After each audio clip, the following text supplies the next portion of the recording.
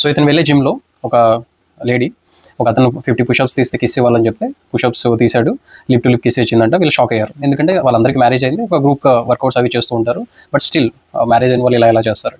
So మీరు అనొచ్చు ఇప్పుడు ఇది నిజమో కాదో ఎలా తెలుసని, మోర్ దెన్ 1 బిలియన్ వ్యూస్ వచ్చినాయి, బట్ స్టిల్ ఇది నిజం కాకపోయినా ఈ ఎపిసోడ్ ఎందుకు చెప్పానంటే ఒక రియల్ స్టోరీ చెప్తాను. ఇప్పుడు ఒక లేడీ వాళ్ళ పిల్లల్ని స్కేటింగ్ బోర్డ్ క్లాసెస్కి జాయిన్ చేసి ఆ క్లాసెస్లో డ్రాప్ చేయడానికి వెళ్తూ ఉండేది. స్లోగా అక్కడ స్కేటింగ్ కోచ్తో ఫ్రెండ్లీగా మూవ్ అవడం స్టార్ట్ అయింది. ఫైనల్గా దే బికమ్ ఫిజికల్ ఇంటిమేసి ఇవన్నీ జరిగితే ఈ పర్సన్ కూడా పిల్లల ప్రోగ్రెస్ కెరియర్ గురించి మాట్లాడడానికి ఇంటికి వస్తూ ఉండేవాడు, ఫ్యామిలీ ఫ్రెండ్స్ అయ్యారు.